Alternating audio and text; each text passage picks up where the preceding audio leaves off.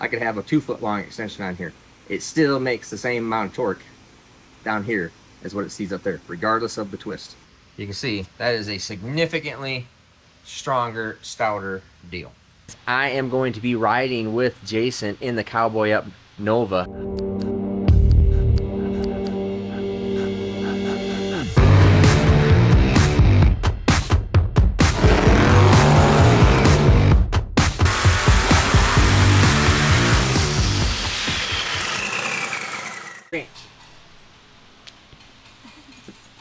Billy M. Pink, my Snap-on guy, comes into me and says, I got something for the dog. And he goes, he's got these cool little Snap-on brand dog chew toys. This is Dewey's tool kit. So he's got a hammer, a wrench, and plier. You know where the rest of your tools are at? Probably not. But anyways, thanks Billy. Those are pretty neat. They're going to be, and dog loves it quite apparently. It's time to go put that SML together. Let's go.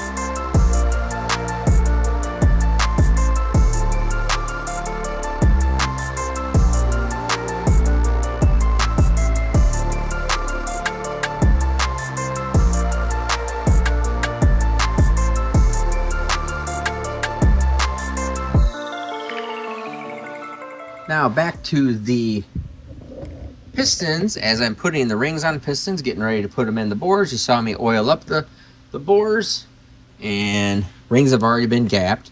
This particular ring is a AP steel ring. Now this is our common ring package that we'll use especially on LS's, and actually it's a pretty common ring package that we use on just about everything. Now this is a AP steel top ring, 16th diameter. This is a 16th Napier back cut. Actually, both rings are actually back cut. This is, I think this is probably 211, and this is like 185. That is a radial wall thickness. So vertical thickness, radial wall thickness.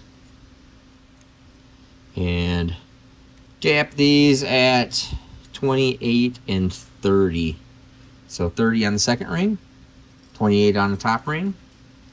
I do not use zero gap rings. If you want to know why, you have to go over to my Steve Tech videos on my playlist, and I'll give you a whole rundown on piston rings and what we do and why we do it in the boosted world. Not NA, not Pro Stock, not Cup cars, none of those kind of things. Boosted, big boosted stuff. So anyways, I'm going to put these rings together on this stuff, and we'll start putting these in the engine, and then move on to camshaft stuff.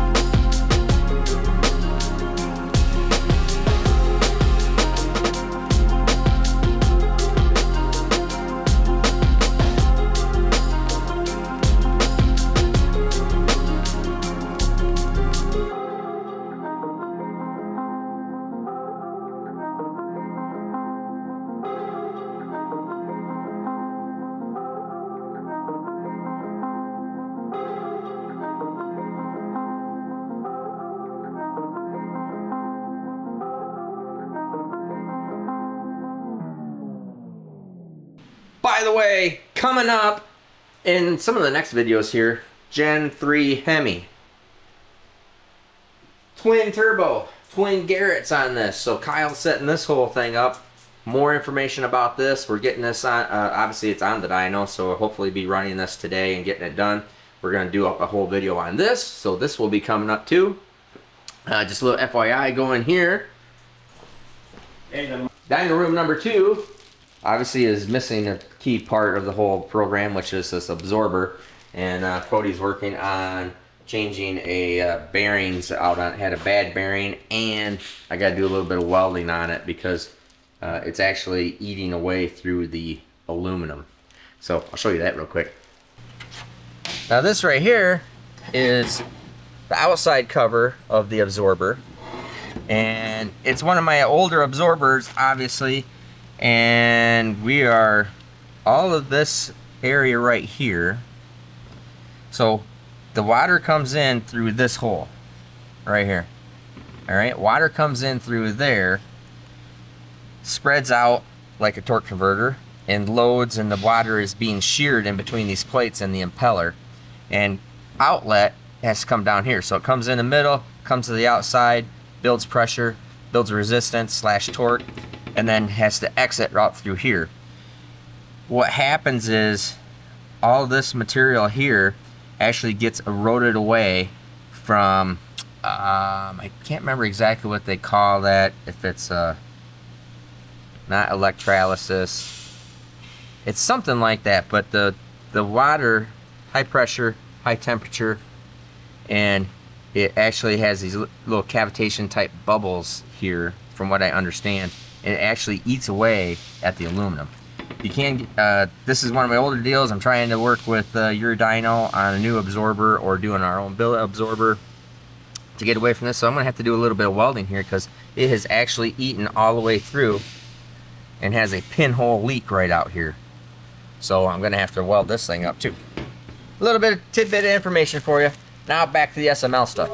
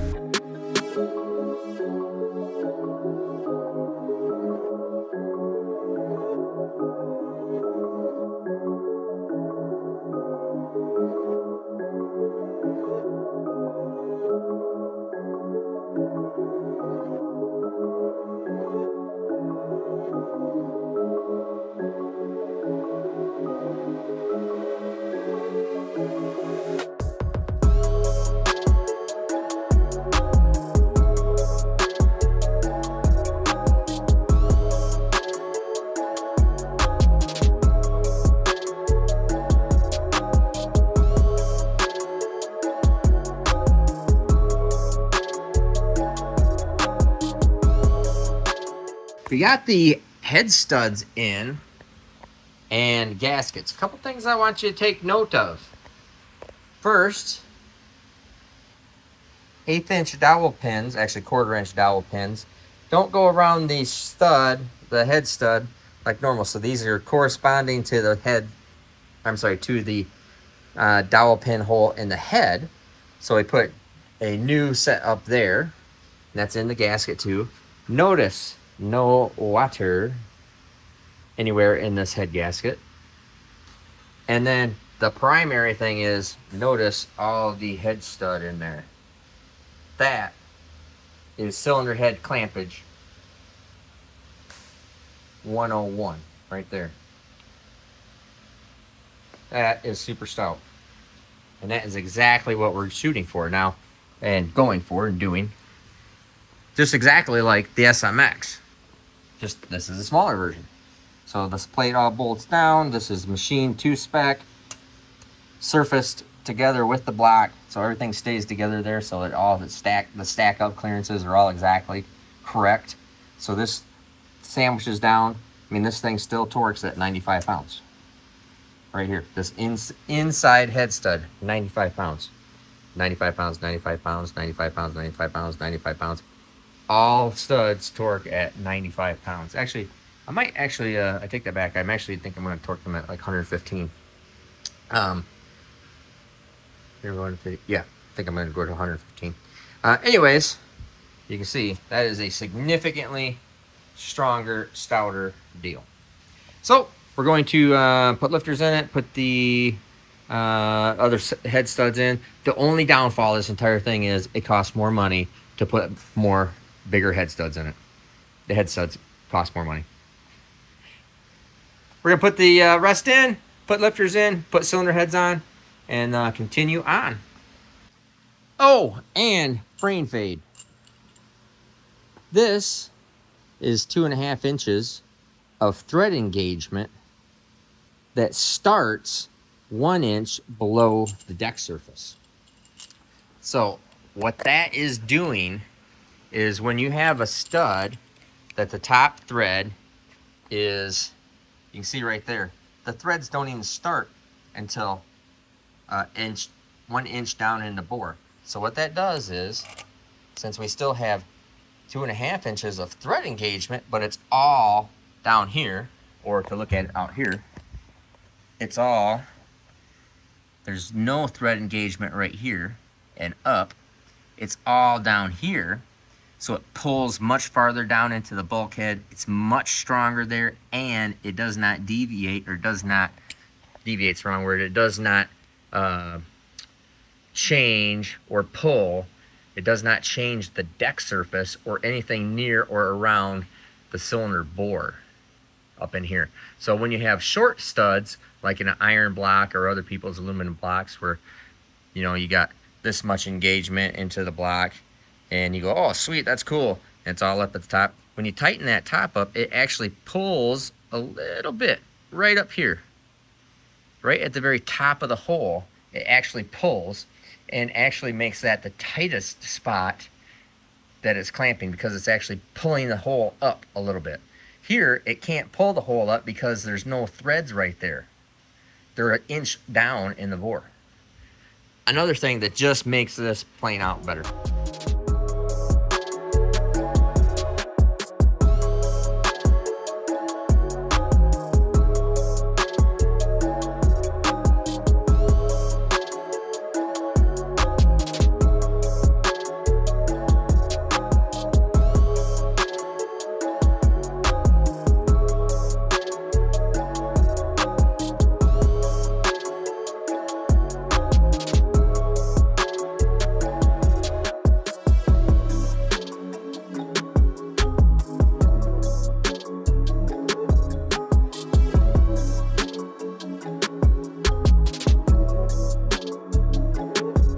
Now we're over here with the SML cylinder heads. I'll show you some things here.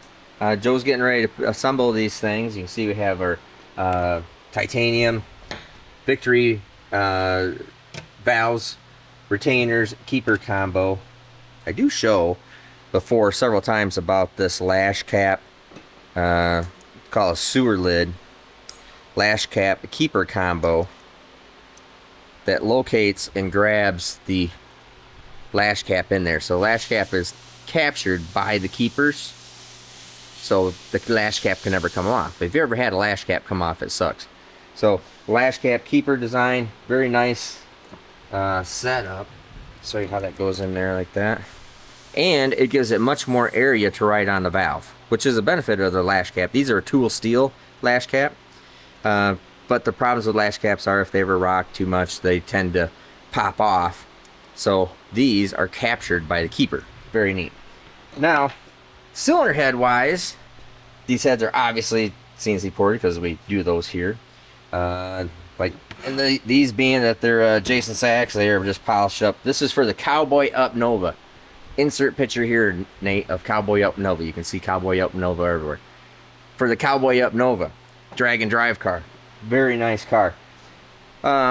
Water comes in here, runs along this whole channel. In this channel, it goes up by the spark plugs, by the exhaust port, up to the top of the cylinder head up in here. And these ports right through here transfers water there, then comes down to this inside plate right here. So this whole passage right inside through here is cooling. So cooling goes over, cooling comes out right there. So in, out, transfers all the way down, goes all the way over the top, back down to the bottom, and then out this hole here. So that's how the water works. Now you can see here too, as far as thickness. So this is 1.25 inches thick, would be the minimum thickness all the way through here. This is all the way to the top of the head, about 4 inches thick. This whole material here is about 4 inches thick. 4 inches thick. So there is no, you know, in the cast cylinder head market, they're always talking about, oh, like 3/4 inch thick decks, which is great. Or maybe even 1 inch thick decks. This has a minimum of 1.25 inch thick billet. So there's a lot of material here. All this stuff is all made for clamping cylinder head to the block, preventing head gasket failure, so you're able to lean on these things harder. Showing you short block stuff with a bigger crankshaft, overlap on the connecting rod to main journal. All these things that we build for strength, piston pin, shorter pin instead of longer pin, forged side relief piston, all that other good stuff. So anyways, we're going to, Joe's working on the springs right now, running across our little spring dyno over here, which we run all the springs across it. This gives us a full data on all the spring pressures through the whole range, so we make sure the springs are good, they're all matched, and then we can always come back to that data later. Cam Doctor here. We'll talk about Cam here in a little bit. So anyways, Joe's gonna go back to getting these all, the rest of the springs checked, put back together, or put together, and then these will be ready to go on cylinder head, or I'm sorry, ready to go on the block, and then we'll double check our push rod clearances for everything, make sure that our push rods are correct.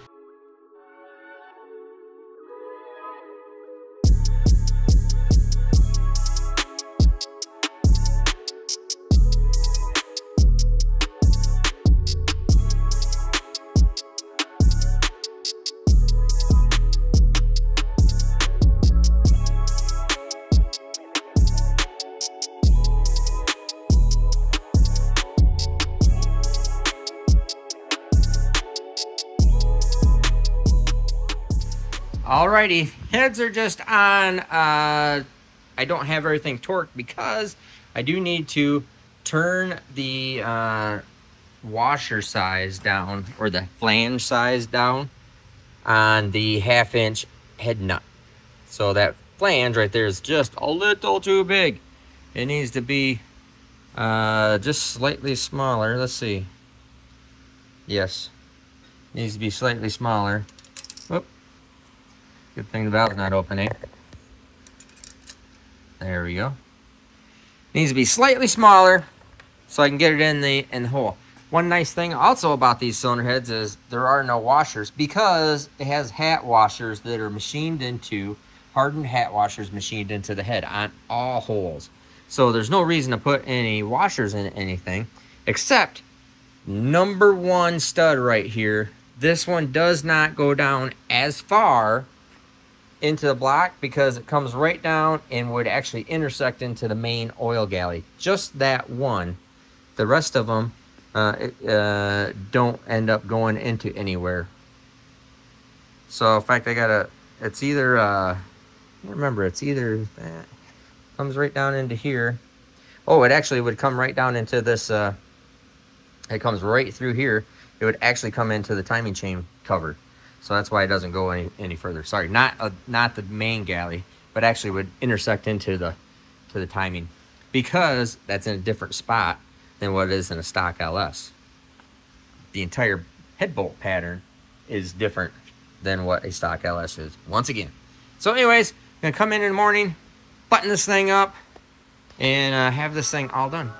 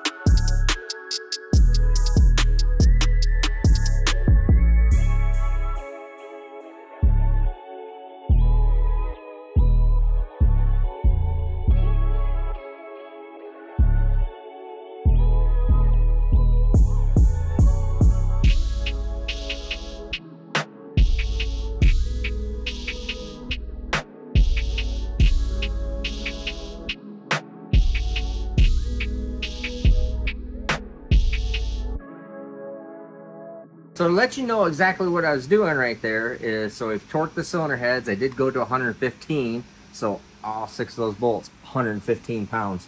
And I break, what I do is you give them all torqued, come back through, check them all. Then I do a retorque on them, which means that I break it loose a quarter of turn and then go right back to the same torque setting on one bolt at a time, one stud at a time. You'll always, it's amazing, you'll always get 8 to maybe even a quarter turn more. Break it loose, go right back to torque.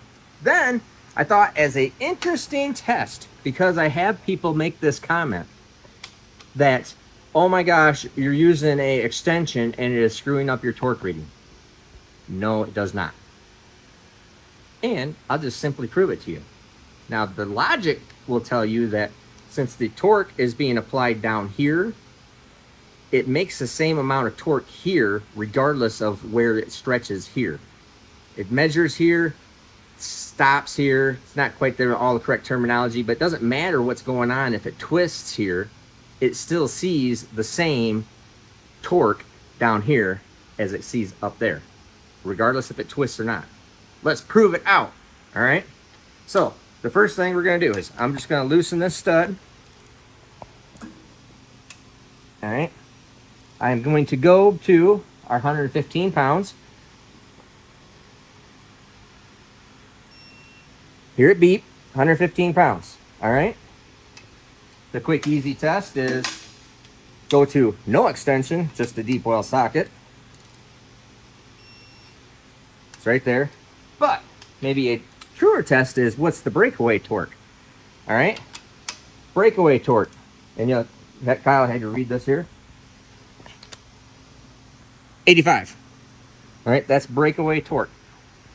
So I'm going to go back into it. I'm going to retorque with this socket. All right. Now we're going to break it away with this socket. 81. I wouldn't get hung up on a couple pounds here or there. So now let's go ahead and torque it with this. Here's the extension, 3/8 drive extension. All right. Now let's break it away. Well, it doesn't matter what you break it away with, but I'll break it away with this. 83. It is negligible. It is the same. So just thought you'd find that a little bit interesting. So for all the guys that think you guys want to argue this out, go ahead. But breakaway torque, retorque, you can do this 500 times until you stretch the bolt out and it didn't work anymore. It doesn't matter. That extension, I could have a 2-foot long extension on here. it still makes the same amount of torque down here as what it sees up there, regardless of the twist. Just something I thought you guys would find interesting. Cylinder heads are all torqued on. Wanted to show you the, now this, let me grab the flashlight here. This is the one inside head bolt hole. The other, all these are the inside head bolt hole. Now they're recessed like this because of the coolant passages that all run through this. Now these are access holes into the inside head stud. Let me show you what goes there. Well, here has these plugs right there, and then that one right there has these custom little buggers that I had made from our friends over at Torch Storm, who can do cool little machine work stuff like this. And this thing threads in there. It is a very custom ORB fitting that I had made for plugging these holes and then sitting flush on top of there so the rocker arm stand doesn't hit them. Very interesting deal. So we're going to put valve train on this. Now the next thing you want to look at here too is extremely nice Manton 7/16 push rods. Extended tip because we have a double offset lifter in it. Extended tip.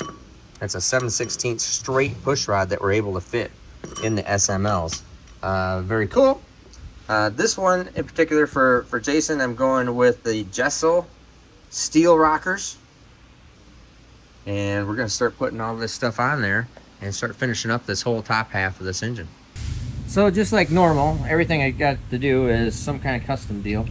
So I have to turn these inside head plugs that go right here. They go right there, and all 4 spots there. A little bit smaller because they just clip the valve spring. So again, things are just, you know, very custom, very customized, and you have to make the little things fit. So we're gonna go turn these on the lathe real quick and go from there.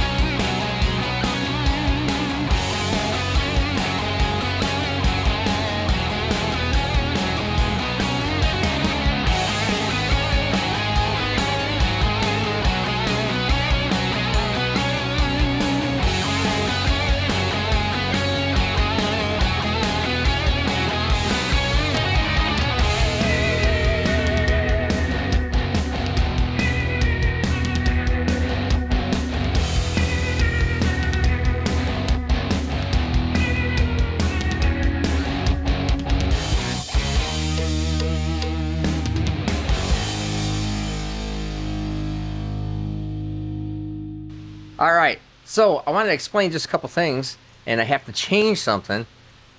First, the Cowboy Up. Cowboy Up is the name of Jason's car, so he calls it the Cowboy Up Nova. That's why that, and it is a super pretty car.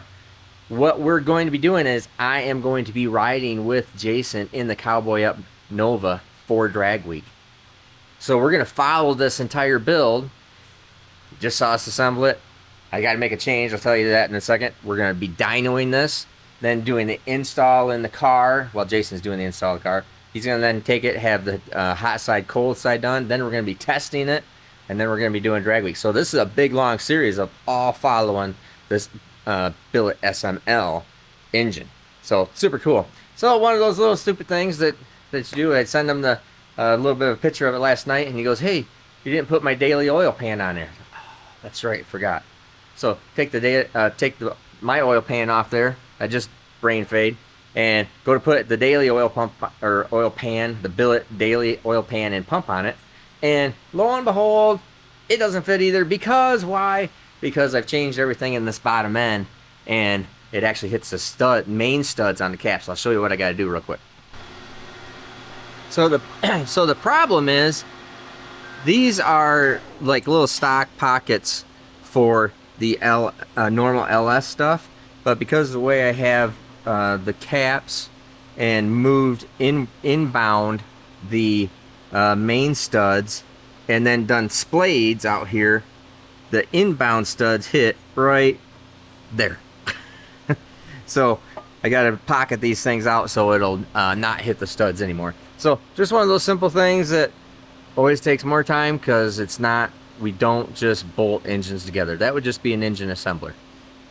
We build engines and we build custom stuff, and there's always something going on. So I'm gonna get this all mounted up in the machine. We're gonna cut these pockets so we can get this the dailies pan to fit on the Cowboy Up SML. So after I get this whole thing on, remember, we're gonna have multi-part series video. So the next video you're gonna be seeing later this week is this engine on the dyno, making some big power numbers. Then we're gonna have getting it in the car and figuring out their things, and you will love this car, because this is a nice car, a nice car. So anyways, we got lots of content coming up, lots of videos, all following the same deal, all the way right through drag week. So come back for the next one.